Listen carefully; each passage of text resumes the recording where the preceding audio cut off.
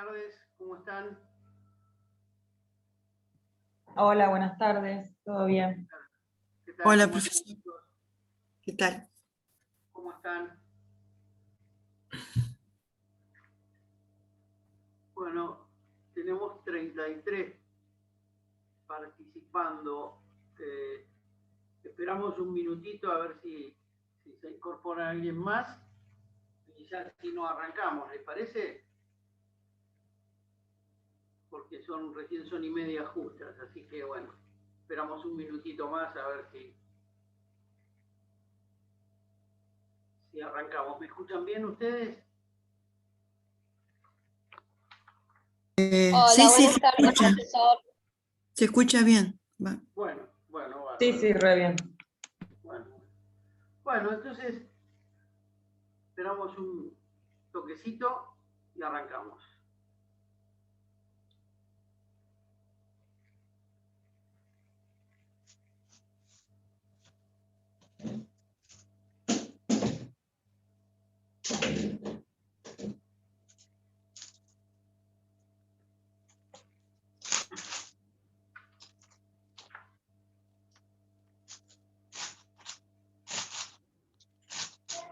Bueno, vamos a arrancar con la clase. Vamos a seguir un poco con el tema que estuvimos viendo un poco en la clase anterior. El tema, ¿se acuerdan que habíamos estado hablando del proceso? Bueno, además habíamos dado la definición del proceso, la actividad compleja, metódica y progresiva. Eso les recuerdo que es importante que lo fijen porque es una de las preguntas de examen. Que por otra parte, ahora nos comunicaron martes, miércoles de la semana pasada, que con todo el tema, por el tema de COVID y todo el agravamiento de la situación de la pandemia, probablemente o seguramente los exámenes sean virtuales también. Así que bueno, si repetimos la metodología del año pasado, supongo que la repetiremos, ya lo dispondrá el titular de la cátedra. Hacemos una serie de preguntas por vía de multiple choice y de verdadero o falso, y después, el año pasado se hicieron 3 preguntas de concepto, se determina el porcentual de cada una de las preguntas y de ahí sale la nota. El año pasado las preguntas de concepto tenían mayor puntaje que las preguntas predispuestas, digamos, o preimpresas, y además las respuestas por multiple choice o por verdadero o falso las corregía directamente el sistema.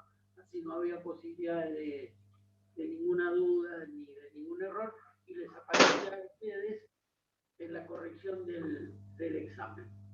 Bueno, entonces les decía, salvada este asterisco que hicimos, habíamos estado hablando del proceso y también habíamos estado hablando de la acción. Les repetía que fijaran bien el concepto de proceso y el concepto de acción, porque generalmente son preguntas de examen.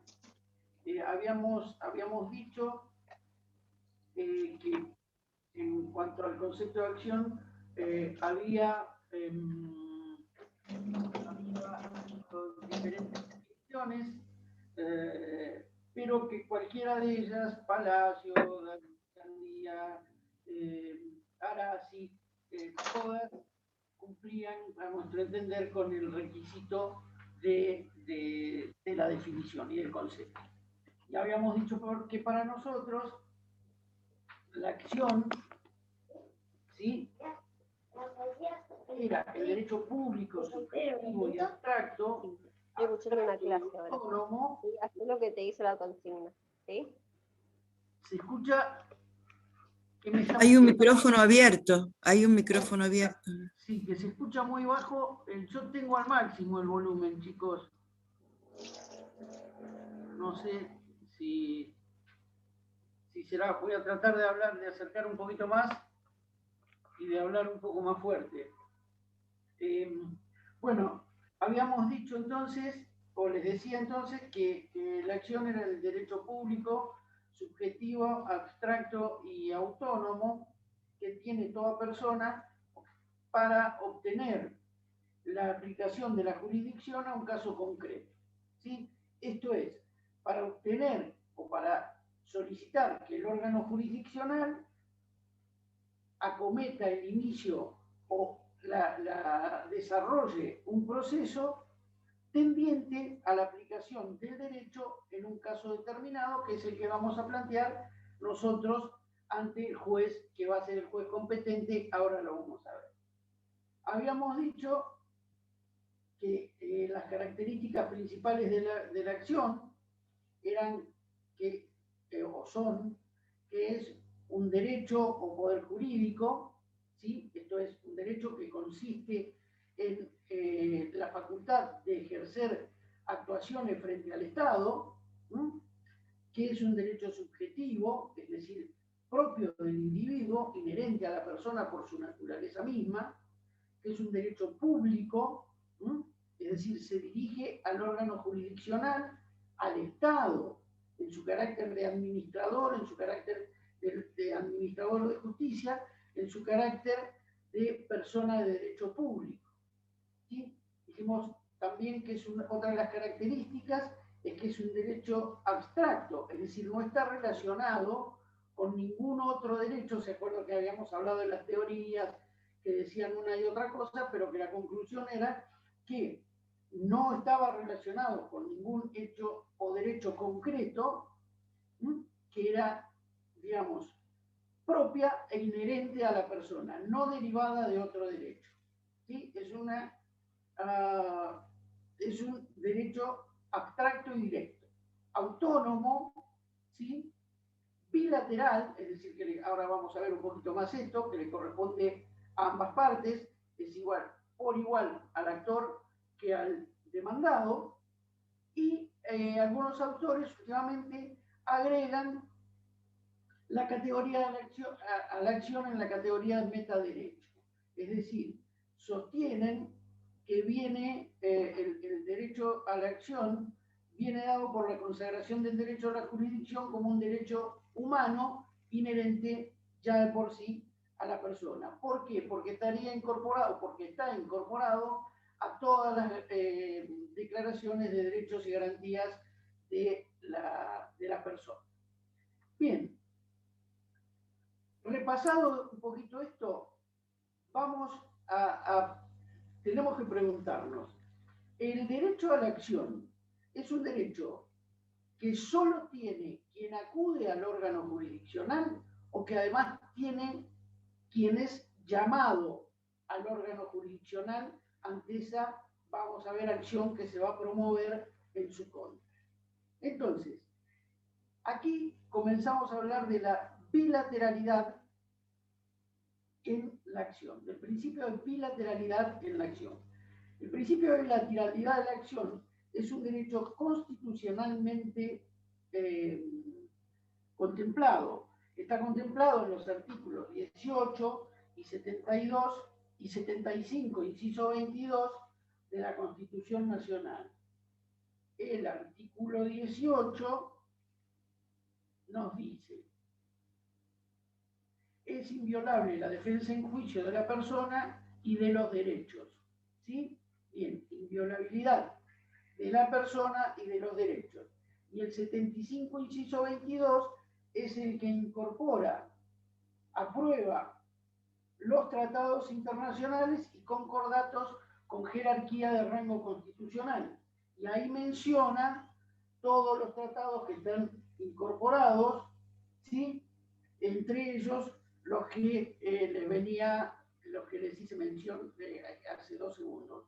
Declaración Universal de los Derechos del Hombre, Declaración Americana de Derechos y Deberes, Pacto Internacional de Naciones Unidas, Convención Americana de Derechos Humanos, Pacto de San José y Costa Rica, es decir, todos estos pactos incorporados y con rango constitucional contemplan expresamente el derecho de defensa. Este derecho de defensa, que es el derecho a la acción que tiene quien es llamado a la jurisdicción, quien es llamado al proceso, el demandado, quien soporta el reclamo del actor. Es decir, igual derecho tiene quien interpone la acción que quien debe responder la acción. ¿Sí? Bien. Lo vamos a encontrar planteado como con distinta denominación, pero en lo que hace al aspecto procesal, nosotros lo vamos a empezar a conocer como el derecho de excepción, es decir, el derecho a excepcionar, el derecho a responder, el derecho a oponerse, el derecho a contestar, que ya vamos a ver que se va a ir dando, el Código de Procedimiento lo va previendo en determinadas circunstancias, por vía de excepción, por vía de contestación de demanda, por vía de reconvención, ¿sí? Todas estas son posibilidades que otorga el derecho de defensa. Entonces, la diferencia la vamos a encontrar en cuanto a la bilateralidad de derecho entre quien ataca, quien acciona, ¿sí? Y quien se defiende. Es decir, la vamos a encontrar en quien toma la iniciativa y en quien responde a esa, llamémosle, agresión jurídica, ¿sí? O convocatoria jurídica que se va a realizar para que comparezcamos a ejercer nuestro derecho. Entonces, claro está, me parece que quede que por una parte el derecho a la acción compete a quien promueve, a quien va a promover, a quien va a impulsar, a quien va a requerir del Estado el desarrollo del proceso, a quien va a requerir del órgano jurisdiccional el desarrollo del proceso. Y por otra parte, el mismo derecho le asiste a quien debe responder o a quien es llamado a ocurrir al órgano jurisdiccional. ¿Sí? Pregunta de examen, bilateralidad de proceso. ¿Está? Puede ser una de las preguntas. Bien. ¿Qué condiciones o qué requisitos hacen falta tanto para el ejercicio de la acción como para ejercer el derecho de defensa? En principio, vamos a hablar de quien ejerce el derecho de acción. Es decir, vamos a encontrarnos con un requisito o una condición de la legitimación de las partes. Es decir, las partes deben estar legitimadas, ¿sí?, para acudir al proceso, para requerir o para contestar, para accionar o para responder. Y esto es ni más ni menos que la identidad entre las personas que están habilitadas por la ley para interponer una acción y aquellas personas que están habilitadas también por la ley para responder esta acción. ¿Sí? Es decir, ¿a quién habilita la ley para participar en el proceso? De esto hablamos cuando hablamos de legitimación de las partes. Y esa legitimación puede ser una legitimación tanto activa como pasiva. Es decir, la legitimación activa se da cuando existe identidad entre la persona a quien la ley le concede el derecho de interponer la acción y quien efectivamente la interpone. Sí, vamos a ponerlo en un par de ejemplos, que yo siempre reitero. Divorcio. ¿Sí? Yo estoy en unión convivencial con María. Bien, se presenta María ante el juez de familia y dice: vengo a promover demanda de divorcio contra Alfredo. El juez le va a decir: pero usted no contrajo enlace, no está casada, no es esposa, no contrajo matrimonio, usted está en unión convivencial. Entonces usted no puede concurrir u ocurrir a la justicia a demandar un divorcio. Puede ocurrir a la justicia a demandar la disolución de la unión convivencial, pero no el divorcio, porque únicamente la ley habilita a los contrayentes a promover la demanda de divorcio.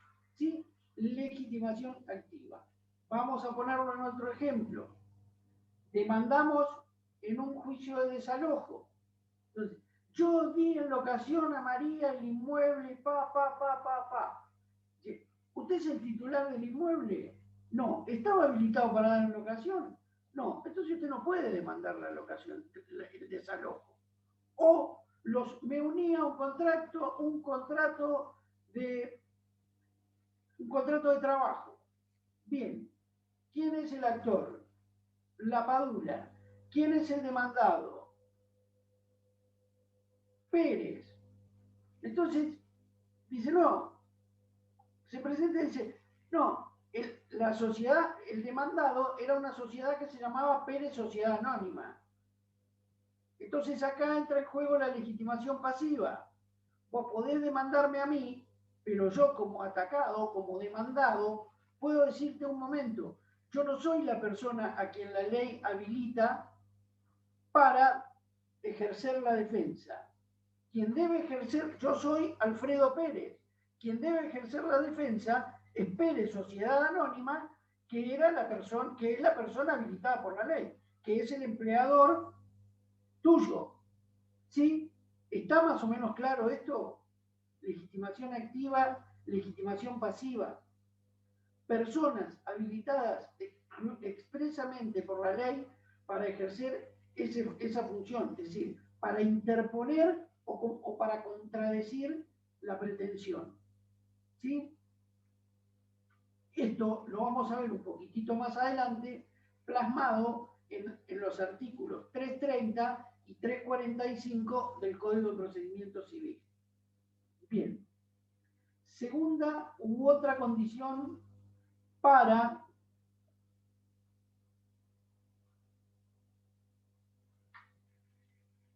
ahí preguntan en el caso de violencia de género. En el caso de violencia de género la legitimación se amplía. Es un tema muy, muy específico. No lo vamos a plantear ahora para no confundir el tema, ¿sí? Para no confundirlos.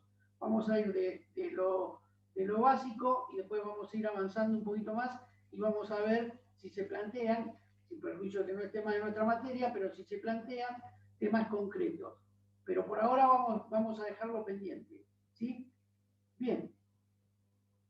Segunda condición u otra condición para el ejercicio de la acción. El interés. Interés. Alsina, tratadista de Derecho Procesal Argentino, nos dice o nos decía que el interés es la medida de la acción, que sin interés no hay acción. ¿Y qué quiere decir esto? Sin interés no hay acción. Esto es que el interés es la necesidad que tiene una persona de acudir a la vía judicial para que se le reconozca o le sea reparado un derecho mediante el dictado de una sentencia. Es decir, el interés se da en la medida de mi necesidad de acudir al órgano jurisdiccional para que me reconozca o se me repare un derecho. ¿Sí? Por ejemplo, para que me reconozca que soy hijo de filiación, para que me sea reparado el daño que se me produjo por un accidente de tránsito. ¿Sí? Es decir, reconozca o sea reparado un derecho. la necesidad de acudir. Pero, ¿qué requisitos exige este interés? ¿Sí? No es un interés simple o cualquier interés. Exige ciertos y determinados requisitos. El primero de ellos es que la finalidad que el accionante o que el peticionante se propone lograr no pueda ser alcanzado o no pueda ser reparado o no pueda ser reconocido, sino por medio de una sentencia judicial. ¿Sí? Es decir, no hay manera de que se pueda reconocer ese interés, ese derecho, esa reparación, ese reconocimiento, si no es a través del dictado de una sentencia judicial. A ver, que no haya otra manera de lograrlo, ¿sí? Sino que por medio de una sentencia judicial. Pero que además se hayan agotado todos los medios a mi alcance, al alcance del pretensor, al alcance del accionante, reclamando el cumplimiento de esa pretensión. Es decir, yo te tengo que haber intimado, tengo que haber buscado la solución, en caso concreto que después vamos a ver, tengo que haber ido a mediación prejudicial obligatoria. Si no agoté todos estos medios o todas estas instancias previas, nos vamos a encontrar con algunas excepciones o defensas que nos va a poder oponer el demandado. ¿Sí? Bien, entonces tenemos legitimación de las partes y tenemos vigencia. Otro de los requisitos, y tenemos, perdón, interés. Otro de los requisitos es la vigencia de la acción. ¿Qué quiere decir esto? Que la acción no esté agotada en su ejercicio. ¿Y por qué puede estar agotada la acción en su ejercicio? La acción puede estar agotada por el dictado de una sentencia previa pasada en autoridad de cosa juzgada, ¿sí? O porque el derecho que pretendemos hacer valer esté prescripto. A ver, cosa juzgada. ¿Qué quiere decir esto? Después lo vamos a ver más en profundidad. Mismos sujetos, objeto y causa, se desarrolla un proceso, se dicta una sentencia, agota todas las instancias judiciales, primera, segunda, corte si la hubiera, ¿sí? Pasa en autoridad de cosa juzgada. Autoridad de cosa juzgada. Esta cosa juzgada puede ser material o formal. De la que estamos hablando aquí es de la cosa juzgada material. La imposibilidad de que se vuelva a juzgar la cuestión. ¿Sí? Ya está juzgada. Se agotó la vigencia de la acción. ¿Está? Bien. Ahora, el último, o uno de los últimos requisitos, el último requisito que venimos hablando, que es la vigencia, también puede quedar agotado por la vía de la prescripción. Esto es, la pérdida o la adquisición de derechos por el transcurso del tiempo. Entonces, hablamos de prescripción liberatoria en el caso de la pérdida de derechos y adquisitiva en el caso de la adquisición de derechos. Esto está contemplado en la legislación de fondo 2554 y siguientes o 2560 y siguientes del Código Civil y Comercial de la Nación. Es decir, el requisito de la vigencia implica que la acción no esté agotada y puede quedar agotada la acción por la vía de la cosa juzgada o por la vía de la prescripción. ¿Sí? Bien. Ahora, hay un pequeño puntito ahí en el programa que nos habla de la acción como derecho constitucional. Lo vamos a desarrollar. Yo no lo pregunto en examen. Esto sí, lo anterior sí, chicos, ¿eh? condiciones para el ejercicio de la acción, pregunta de examen. ¿Está? Seguramente. Esto que vamos a hablar ahora, no, pero lo vamos a dar para que ustedes vayan adentrándose, metiéndose un poquito en tema, y después más adelante lo van a ir viendo, inclusive en derecho constitucional y en algunas otras materias. Y es la acción como derecho constitucional.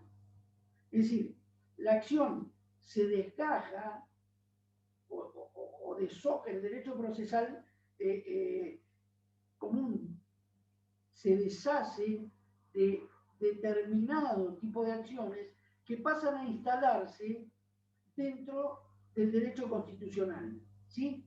Dentro del derecho constitucional, en su manifestación de voluntad petitoria de acceso a la justicia.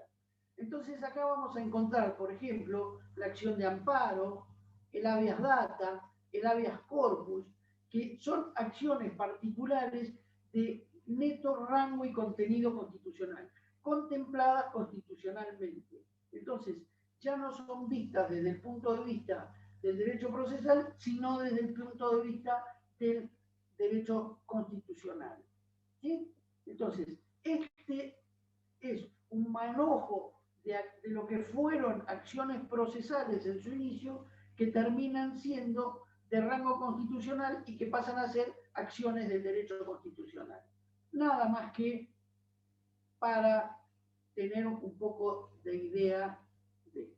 Entonces, bueno, hasta aquí más o menos llegamos con el tema de la acción. Ahora, lo que nos vamos a poner a ver es el objeto del proceso. Es decir, ¿cuál es el objeto del proceso? La materia alrededor de la cual gira su iniciación, el desenvolvimiento y la extinción. Es decir, inicio el proceso, ¿sí? Ya vamos a ver que mediante la demanda, desarrollo el proceso, como hablamos, la continuidad de esos actos complejos, metódicos y progresivos que se van dando continuadamente, y extingo el proceso en la forma normal de extinción del proceso mediante el dictado de una sentencia. Acuérdense también, o ya lo habrán visto, que hay modos no ordinarios de extinción del proceso. ¿Sí? Bien. Entonces, el modo normal de extinción del proceso es el dictado de la sentencia. ¿Sí? Modos anormales, hay la conciliación, el desistimiento, la caducidad, bueno, hay modos específicos de determinación de forma normal del proceso. Pero el desarrollo normal de un proceso nos lleva iniciación, desenvolvimiento y extinción mediante la sentencia. Este objeto del proceso está representado por una o más pretensiones, en el caso de los procesos contenciosos, o peticiones extracontenciosas en el caso de los procesos voluntarios o extracontenciosos. ¿Y qué es esto de la pretensión procesal? ¿Es un derecho que alguien tiene? Podría ser. ¿O es algo que alguien hace?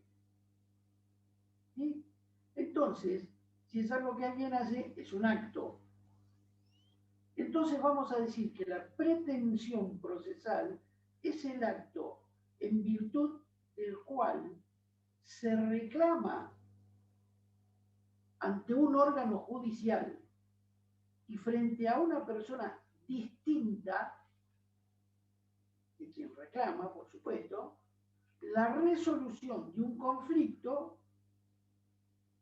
que se hubiera suscitado entre dicha persona, quien reclama, o entre dicha persona a quien le reclamo y el autor de la reclamación.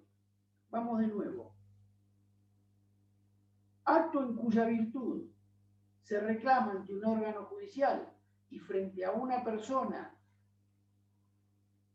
distinta, la resolución de un conflicto que se hubiera suscitado entre dicha persona y el autor de la reclamación. Es decir, acudo, la pretensión es reclamo ante el órgano judicial o jurisdiccional, ¿sí?, por un conflicto que tuve con otra persona. Bien, entonces, ¿cómo se denomina también a la pretensión? ¿O qué es también la pretensión? Es el pronunciamiento que deseamos obtener. Es la declaración de la voluntad petitoria. ¿Qué le pedimos al juez? ¿Qué queremos? ¿Qué estamos requiriendo? ¿Sí? Para que a través del proceso dicte una sentencia que nos sea favorable. Esto arranca con esta petición, con este pronunciamiento, ¿sí? Ya vamos a ver que el pronunciamiento debe estar expresado en la demanda de acuerdo a lo previsto en el artículo 330 también. Bien, entonces, esta pretensión procesal tiene determinados elementos. Esos elementos son un elemento subjetivo, un elemento objetivo y una causa. ¿Sí? Los elementos de la pretensión, entonces, son el elemento subjetivo, el elemento objetivo y la causa.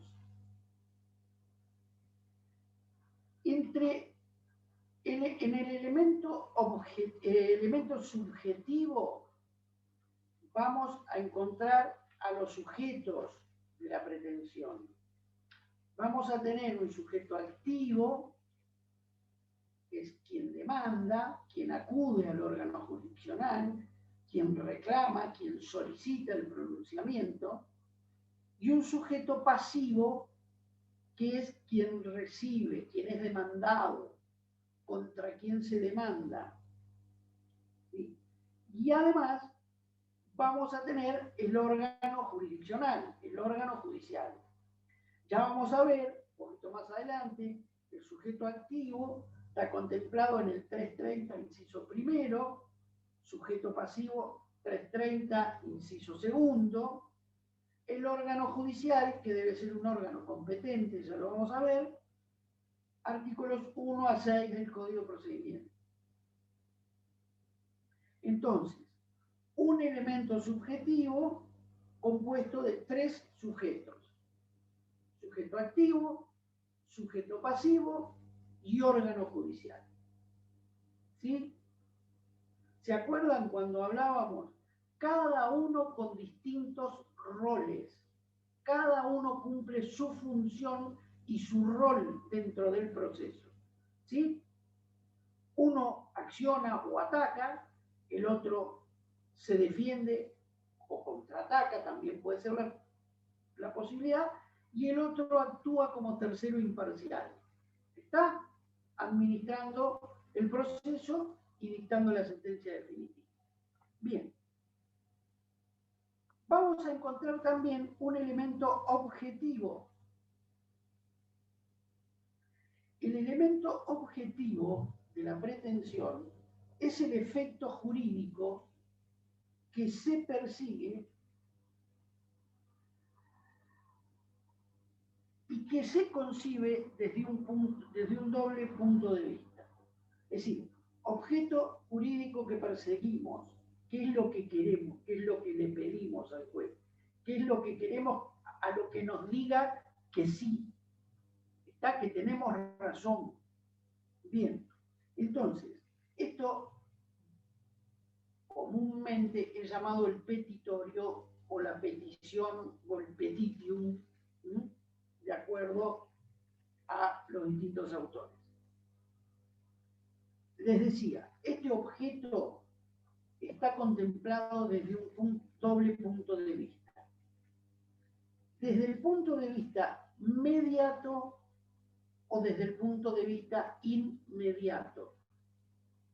Desde el punto de vista inmediato es el pronunciamiento que reclamamos. Se condene a fulano de tal a reparar los daños o abonar la suma de tantos pesos. De ejecución, se mande llevar adelante la ejecución contra fulano de tal. ¿Sí? De declaración, se declare que por el fallecimiento de fulano de tal le suceden en su carácter de únicos y universales herederos fulano, mengano y perengano. ¿Sí? Bien, entonces, el inmediato es la clase de pronunciamiento que reclamamos. Y está contemplado, vamos a ver más adelante, en el 330, inciso sexto. Y el mediato es el bien de la vida sobre el que debe recaer el pronunciamiento pedido. Esto es, una suma de dinero, una relación jurídica, que me paguen una suma de dinero, una declaración jurídica, que reconozcan que soy hijo de, o que se me reconozca la paternidad, ¿sí? La restitución de un inmueble. Es decir, uno es el pronunciamiento que pedimos y otro el bien sobre el que recae. Se condene, para poner un ejemplo, se condene a la padula, ¿sí? Objeto inmediato, a abonar la suma de tantos pesos por el daño ocasionado con motivo del ilícito producido con su automotor. ¿Está? Condena y dinero. Inmediato, mediato. Bien. Y por último, vamos a hablar de la causa en cuanto a los elementos de la pretensión. La causa es el fundamento o el título de la pretensión.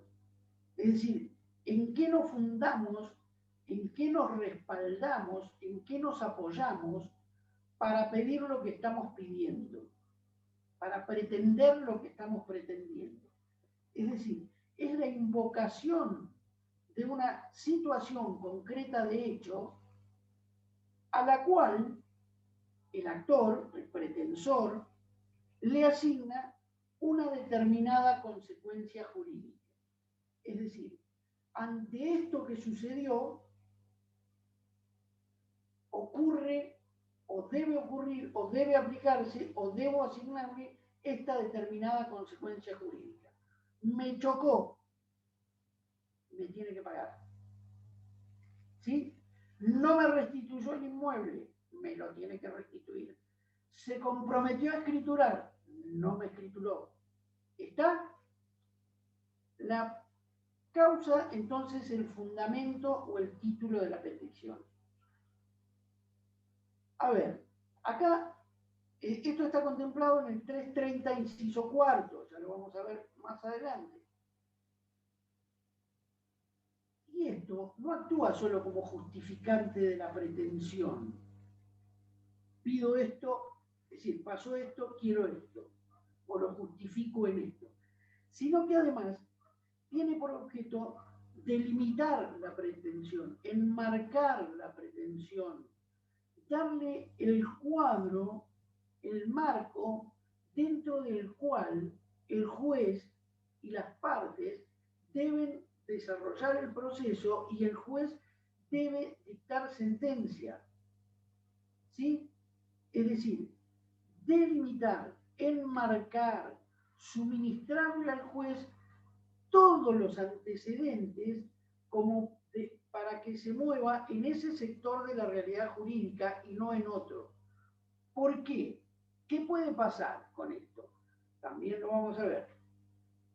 El juez puede fallar más allá de lo que nosotros le pedimos, ultra petita, o menos de lo que nosotros le pedimos, infra petita, o por fuera de lo que nosotros le pedimos. extra petita. En cualquiera de estos casos, la sentencia será atacable por vía de recurso. ¿Por qué? Porque no se limitó a fallar dentro del cuadro que nosotros le planteamos. ¿Sí? Actor y demandado. Ojo, no solo accionante, no solo pretensor.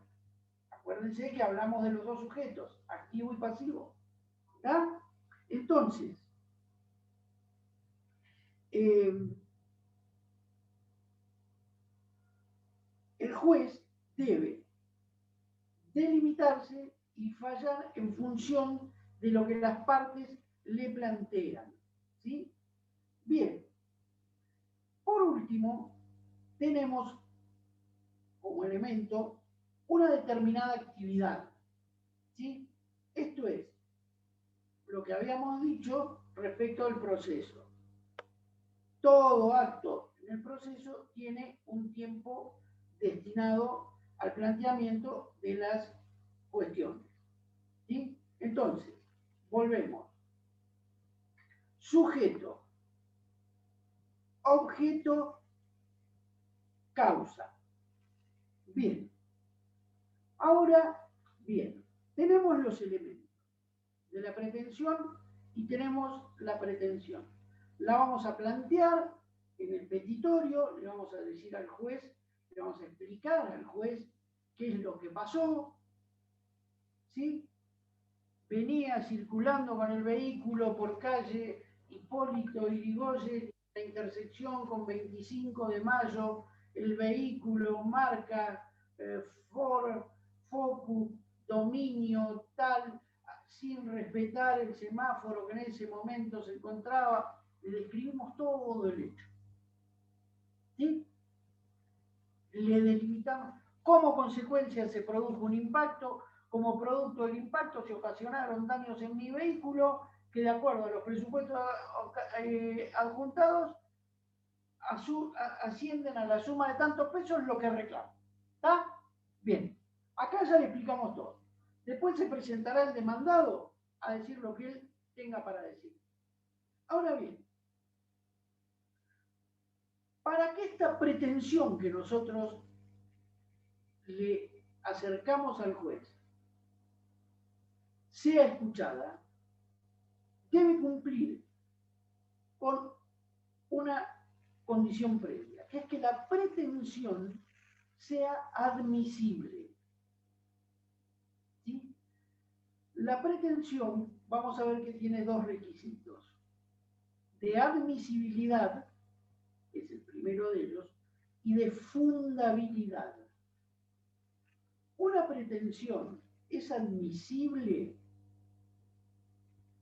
cuando posibilita la averiguación de su contenido y, por lo tanto, el pronunciamiento de una sentencia. Es decir, si el acto, si la pretensión puede y debe ser tenida en cuenta por el juez. Para esto va a tener que cumplir determinados requisitos que ahora vamos a ver. Entonces, repetimos, es admisible cuando posibilita la averiguación de su contenido y, por lo tanto, el dictado de un pronunciamiento sobre el fondo de la cuestión, sobre la cuestión planteada. Y es fundada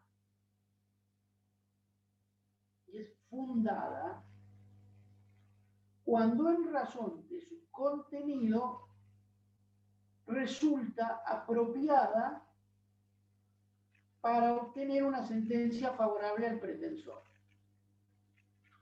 No se compliquen. Admisible, ¿sí? Cuando posibilita que se averigüe todo lo que planteamos a través del proceso. Se declaró admisible, se desarrolló todo el proceso. Cuando va a dictar sentencia el juez, dice, ¿es fundada la cuestión? Si es fundada, nos asiste la razón. Hace lugar a nuestra pretensión. Si no, es infundada. Desarrolló todo el proceso, inició, declaró admisible, desarrolló y al final, en la sentencia, dice si la pretensión está fundada o no está, es fundada o no es fundada. Si me asiste el derecho o no me asiste el derecho. ¿Estamos? Bien. Ahora, para que la pretensión sea admisible, debe cumplir con determinados requisitos. Esos requisitos o presupuestos son de dos tipos: fiscales, en principio, y procesales. Los presupuestos o requisitos fiscales son muy sencillos: pago de las tasas de justicia, cumplimiento de los aranceles que tenemos que pagar los abogados, que acompañemos los informes. Bueno, son requisitos que hacen al cumplimiento de las tasas y de los derechos para actuar en juicio. Muy sencillos, no, esos están determinados en todos los juicios igual, así que ahí no hay ningún problema. Fiscales. Donde sí vamos a empezar a complicarnos un poco la existencia es con los requisitos procesales. Estos requisitos procesales son de un doble carácter, de carácter extrínseco y de carácter intrínseco.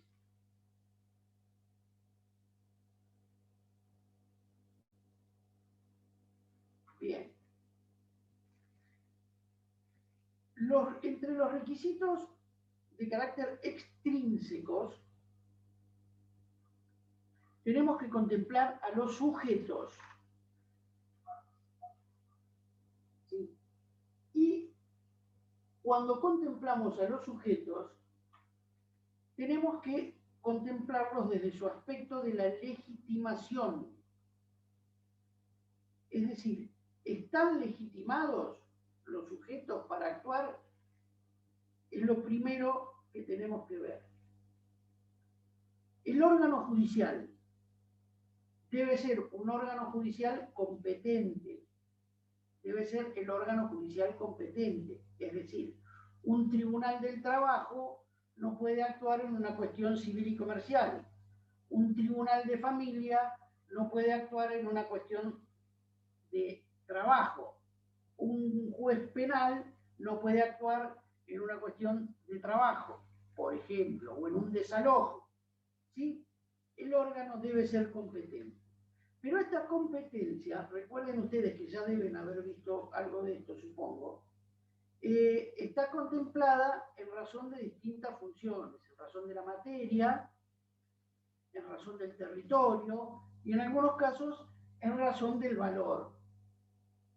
Recuerdan ustedes que la justicia, la organización de la justicia del sistema judicial argentino está dividido, contemplado constitucionalmente por un poder judicial de la nación y un poder judicial de cada una de las provincias. En el caso nuestro, la provincia de Buenos Aires.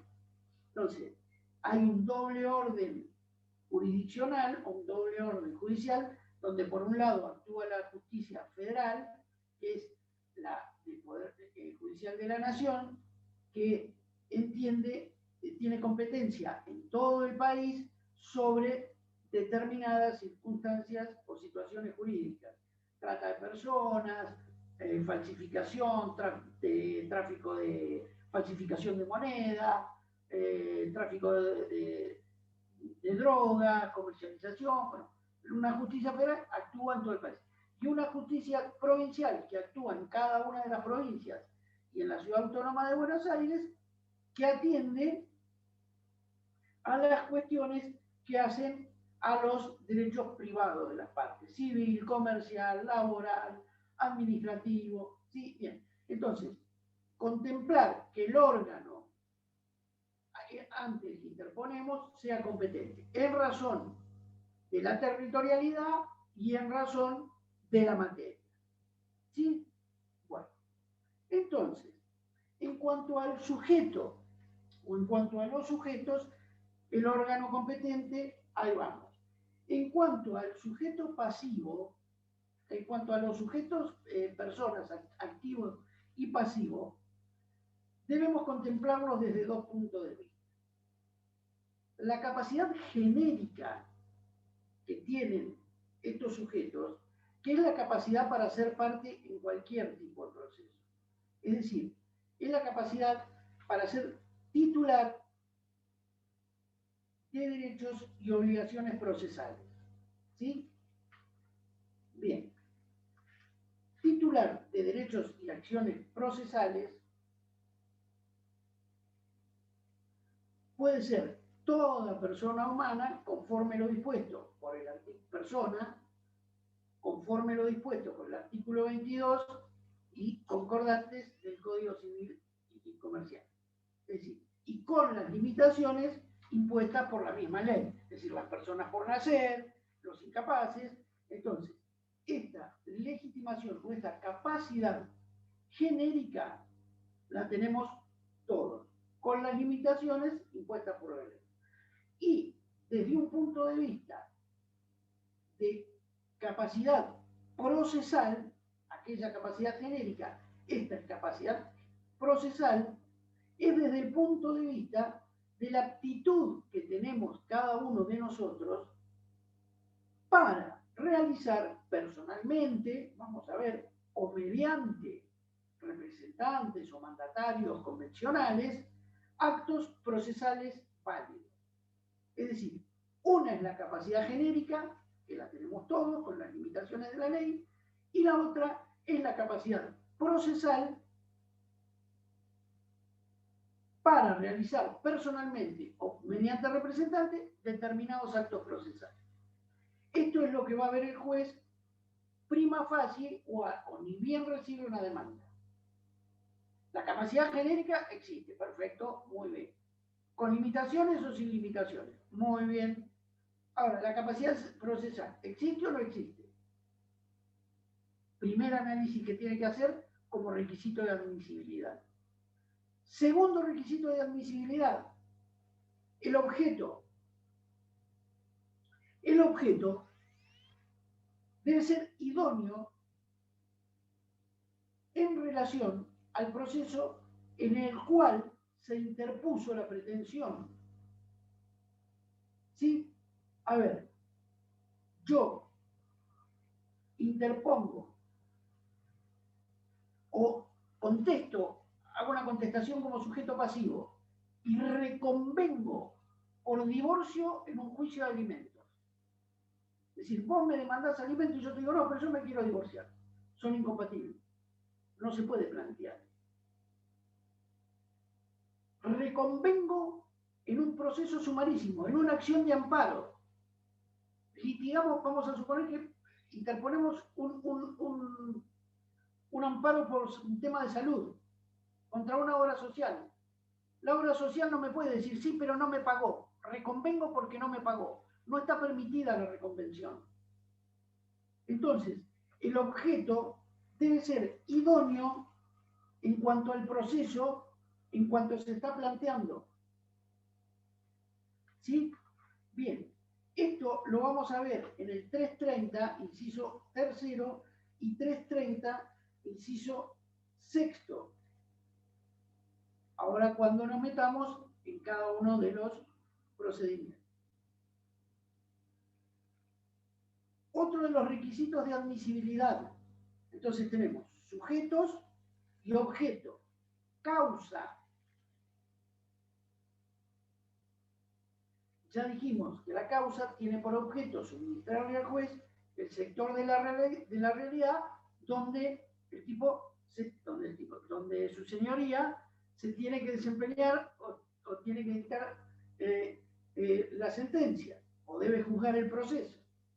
Bien, entonces, este requisito nos dice o nos plantea que la pretensión debe fundarse mediante una prolija y detallada relación de los antecedentes fácticos, de los antecedentes de hecho, a los que el actor, el pretensor, el accionante, les atribuye el aspecto jurídico que persigue. Es decir, ante determinados hechos, se debe producir esta consecuencia jurídica. Eso es lo que llamamos la doctrina de la sustanciación. ¿Sí? Para que ustedes se den una idea de lo que estamos hablando. Después vamos a los últimos dos requisitos. Requisitos de admisibilidad. Demanda laboral presentada ante el Tribunal de Trabajo. ¿Sí? Excelentísimo Tribunal de Trabajo. ¿Órgano competente? Sí, órgano competente. Fulana de tal, Argentina, mayor de edad, con domicilio en tal. ¿Sujeto activo? Sí, sujeto activo. Bien. Que vengo a promover formal demanda contra fulano de tal. ¿Sujeto pasivo? Sí, en principio sí, fulano de tal. Y aquí viene el objeto, que vengo a promover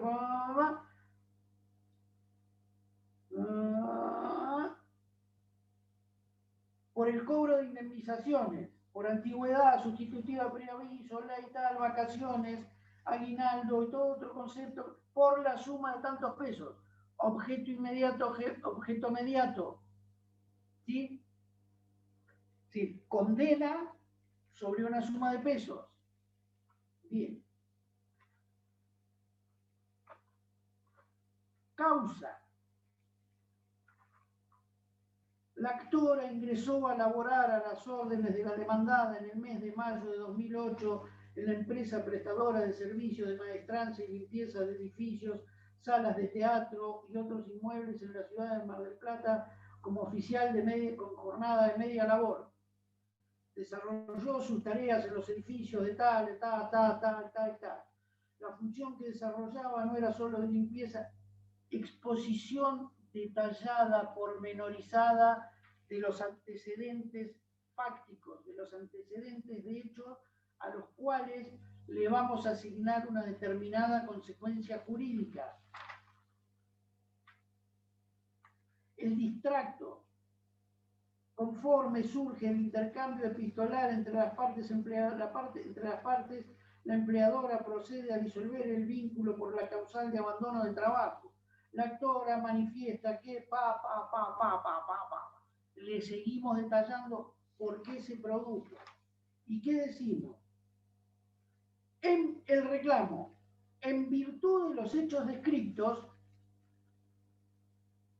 entiende mi parte y procede a reclamar que le corresponde diferencias salariales, indemnización por antigüedad, vacaciones, indemnizaciones de la ley 24013, sueldo anual complementario. Acá tenemos, lástima que no tenemos las presenciales, porque esto era con expediente, pero acá tenemos todas estas cosas de chino básico que hasta ahora veníamos hablando. Porque hasta ahora era chino básico. Acá las tenemos en la práctica. Actor, órgano competente, demanda laboral ante el Tribunal de Trabajo. Actor, prueba o trata de acreditar la relación de trabajo. Relato de los hechos.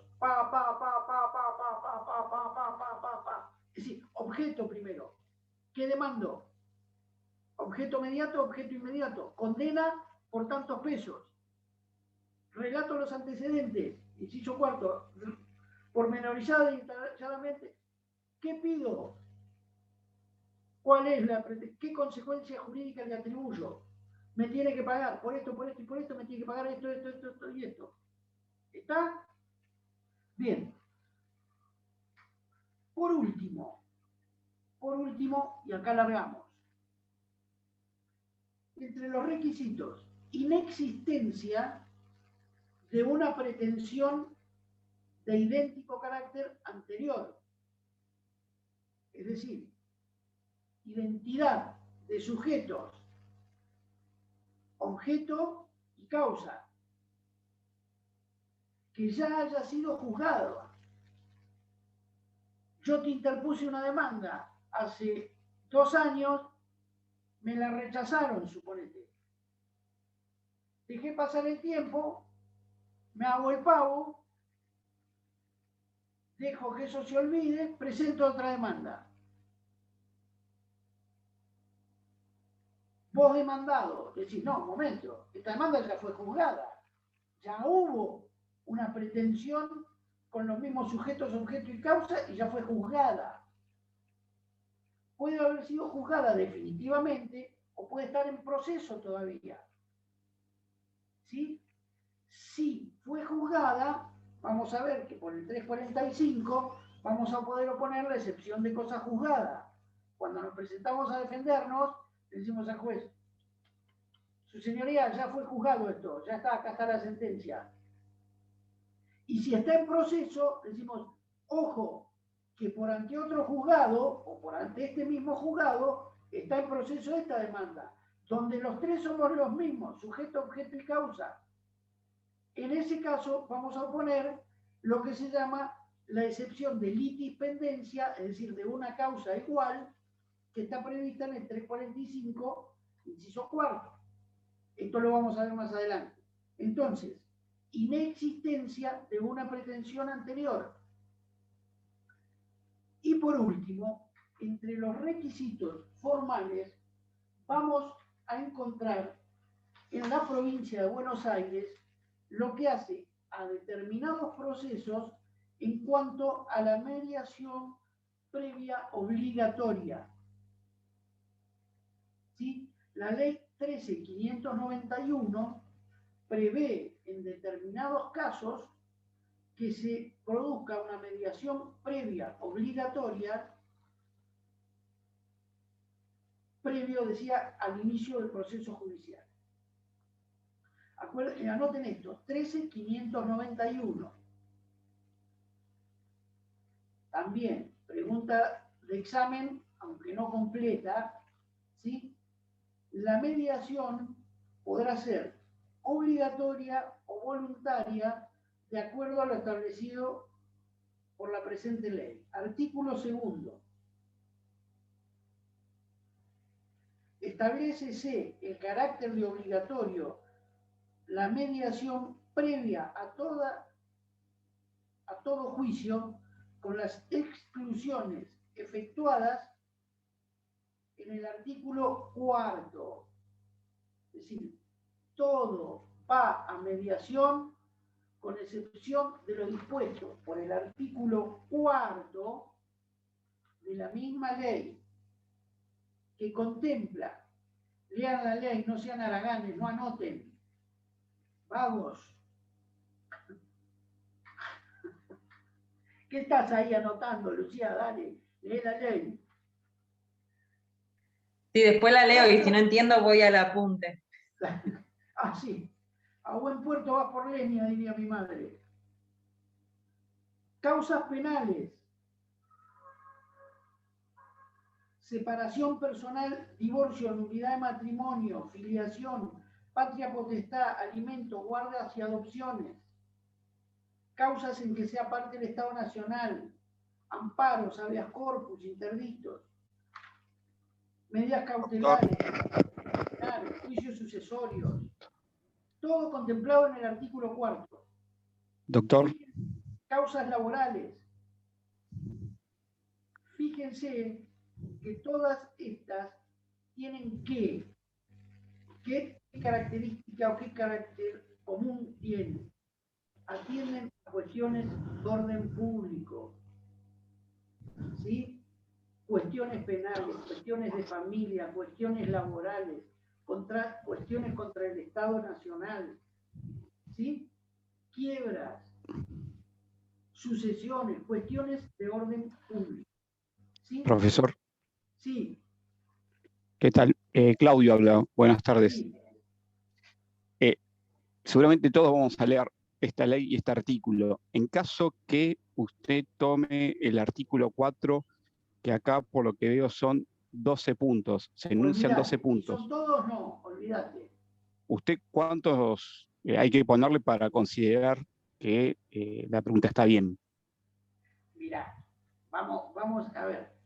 Perdón que le hago esta pregunta, pero con el doctor No, está bien, está bien. No te voy a Vaso dar la nos dice pregunta con del- 5 que no te respondan, voy a está dar la bien. pregunta no te voy a dar la pregunta del examen, pero si se te pregunta cuestiones sometidas a mediación previa obligatoria, vos decís, de acuerdo a la ley, todas, excepto procesos penales, procesos laborales, procesos de Está bien. familia, con que menciones 5, 6, Perfecto. 4, que tengas el concepto, es decir, que sepas que hay cuestiones que generalmente tienen en común el orden público que están excluidas de esta mediación previa obligatoria. Perfecto. Y el artículo 5 que te dice que pueden ser voluntarias, la mediación puede ser voluntaria en los procesos de ejecución o en los juicios de desalojo. Perfecto. Ahí no es obligatoria. Ahí sí vos podés decir, a ver, para ver si arreglo el asunto, lo someto a mediación. ¿Está? Bien. Bien. ¿Tiene un costo someterse a un proceso de mediación? Sí, sí. Después lo van a ver bien cuando vean la ley o cuando veamos la ley completa. Se designa un mediador, el mediador es abogado. Es decir, esto es como si iniciaras un juicio, que después, cuando hablemos de los procesos, yo se los voy a explicar. Vos iniciás un proceso sin decir las causas, ni mucho, no tenés que justificar ni nada para iniciar la mediación, porque la mediación es confidencial, es decir, el mediador, además de ser neutral, tiene que guardar secreto sobre el desarrollo de la mediación. No puede mencionar ni dar argumentos a ninguna de las partes de por qué no se llegó a un acuerdo o sí se llegó a un acuerdo. Sí, vamos vos y yo a la mediación. Mirta es la mediadora. Nosotros nos matamos en la mediación, nos decimos de todo. Vos decís unas cosas, aportás cosas, me decís esto, yo te digo el otro, nos matamos, no llegamos a un acuerdo. Mirta lo único que dice, no se arribó a ningún acuerdo. Está bien. Transcurridas las 3 audiencias de mediación, no se arribó a ningún acuerdo. Confidencialidad, que lo dice la ley, ¿sí? Y neutralidad. Si la mediadora Profesor. no poner, Doctor, le quiero hacer una pregunta. Yo también. Bueno. a ver, Bueno, pregunta. No, sí, mediación y conciliación son sinónimos, La mediación entiende un mediador, la conciliación entiende un tercero, un juez. Así que eso después lo van a ver en modos anormales de finalización de los procesos, la conciliación. Y la Dice, mediación... el acta de... Sí, decime. El acta de cierre de la etapa de mediación. Sí. El acta de cierre de la etapa de mediación. Sí. ¿Es siempre requisito para el ejercicio de la acción? No. Siempre que lo determine la ley. Si vos no cerraste la mediación, entre los no podés seguir con la acción. De admisibilidad, el juez te va a decir, no agotó la vía de la mediación. O sea que es falso. ¿Cómo? Es falso lo que le dije. ¿Por qué es falso? ¿Es verdadero o es falso? Vos me Sí. dijiste, a ver si te entendí. Precisás siempre el acta de mediación, el cierre. Claro, sí es siempre un requisito necesario para la acción. Siempre que lo prevea la ley, que no sea de las cuestiones excluidas. Ajá. En todos los casos en que la ley te dice, o en que la ley, a ver, vamos a plantearlo al revés. Sí. Hay casos en los que la ley te dice que la mediación no es obligatoria. En ninguno de esos casos vos vas a precisar acta de cierre porque no es obligatoria. Sí. ¿En qué caso es obligatoria? Por ejemplo, en un divorcio. Por ejemplo, en un juicio de alimentos. Es obligatoria. Vos no precisás mediación. Ajá. En un juicio laboral no precisás mediación. No. Ahora, en un juicio de daños y perjuicios, Sí, precisamente. sí precisás mediación. En un juicio de escrituración, sí precisás mediación. En esos casos, si no tenés el acta de cierre, el juez no te va a habilitar el inicio del proceso. Muy ¿Está? Claro. Una pregunta. No es obligatoria, pero puede ser voluntaria, más allá de que no sea obligatoria. Puede ser Ambas voluntaria en esos dos casos. A ver, si vos te pones de acuerdo con tu ex marido, van al juzgado y dicen, estamos de acuerdo, nos divorciamos. Estamos de acuerdo en los alimentos. Bueno, yo quiero que a mí me quede algo, decís vos. Vamos al juzgado, nos presentamos en forma conjunta y decís, hemos arribado a un acuerdo voluntario entre las partes, lo acordamos. Arreglamos un juicio laboral entre vos y yo, nos pusimos de acuerdo. Yo soy el empleador, digo, no, pero yo me quiero quedar tranquilo, no le quiero pagar por afuera a Alejandra porque por ahí después me reclama. Alejandra, vamos al juzgado y decimos, llegamos a un acuerdo, este es el acuerdo, y el juez dice, si es una justa composición del litigio, dice, está bien, perfecto, dictó la sentencia, homologo el acuerdo.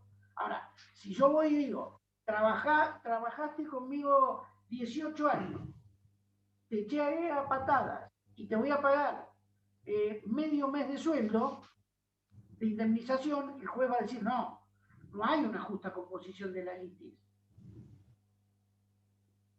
O si en un caso de alimentos decís, bueno, me va a pasar 1.000 pesos por mes y tenés 4 hijos. No hay una justa composición de la litis. Entonces no te lo van a homologar. Pero en los casos en que no te hace falta la mediación, vos sí lo podés acordar. ¿Entendés? Y llevarlo al juez. Está bien. La mediación es obligatoria en todo menos en los del artículo 4. Obligatoria. Voluntaria puede ser en los ejecutivos y en los desalojos, pero nada obsta a que vos te hayas puesto de acuerdo antes.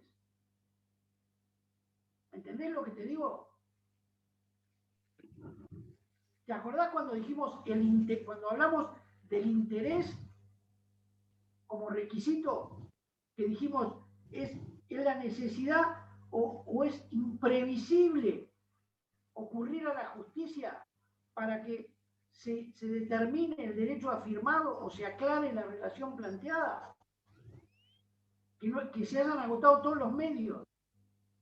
Entonces, ahí la ley te dice, bueno, uno de los medios que tenés que agotar en todas estas acciones es la mediación. Si vos lo resolviste, podés acudir al juez a decirle, ratifíqueme esto. Los dos de común acuerdo, ¿entendés? Sí, lo entiendo. Bien. Profesor, Bueno, chicos, profesor, vamos. Sí, estoy confundido con algo. Me a mezclé. ver. ¿Mediación es sinónimo de tribunal arbitral? No. Tribunal arbitral es proceso arbitral. Mediación, los tribunales, no es tema, pero después lo van a ver.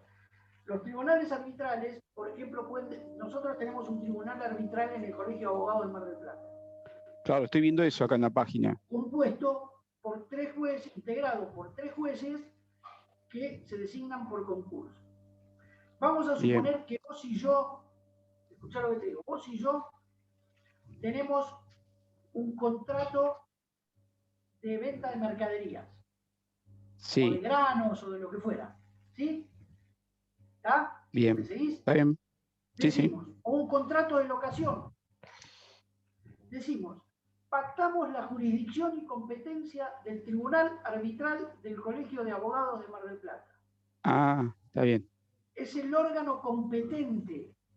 No va a mediar, Claro. va a dictar sentencia. Es el juez del arbitral. Ahí está. Porque hay procesos judiciales y procesos arbitrales, ya los van a ver. Está bien. ¿Sí? Entonces, el tribunal arbitral no es mediador, es juez. Bien, perfecto. Está bien. Con la única diferencia, con la gran diferencia, que no tiene poder de ejecución. el tribunal arbitral. No tiene la fuerza que tiene el Estado, ¿se acuerdan? La coacción de la que hablamos, que Claro. únicamente tiene el Estado para hacer cumplir las sentencias. Entonces, el tribunal arbitral, ponele que dicte una sentencia condenándome a mí. Y dice, le tiene que pagar a Claudio tantos pesos. Y yo digo, no le pago, no cumplo. Vos, Tengo que para recurrir a la ejecutar- justicia. Vos, para ejecutar esa resolución, como no tiene poder coactivo el tribunal arbitral, tenés que recurrir a la justicia. Pero la sentencia es válida como si fuera dictada por un juez competente, Está bien, porque vos pactaste esa jurisdicción o esa competencia. ¿Entendés? está bien. Ahí me estaba mezclando un poco las ideas por Dale. mediación. Está bien, listo, Bueno, gracias. chicos, nos queda una clase cortita y ¿cómo están para un trabajo práctico? Qué caras, ¿eh? Qué caras, ¿eh? ¿Es ahora el Ahí la veo a trabajo? Alejandra, que atrás del mate está diciendo que no. Lucía, que tiene cara de por favor, no. Quemados, doctor, quemados. Mirta, que se ríe. Cecilia, que se agarra la cabeza. Bueno, bueno, chicos. A ver, algún otro que esté ahí dando vueltas, ¿cómo está? Otra que se rasca la cabeza, Natalia. Bueno, chicos, nos vemos en la clase que viene. Creo que tengo que dar el viernes, así que por ahora buena semana. Gracias. Nos vemos. Gracias. Gracias. No, gracias. Hasta luego. profesor. Gracias, profe. Buenas noches. Gracias. Hasta luego.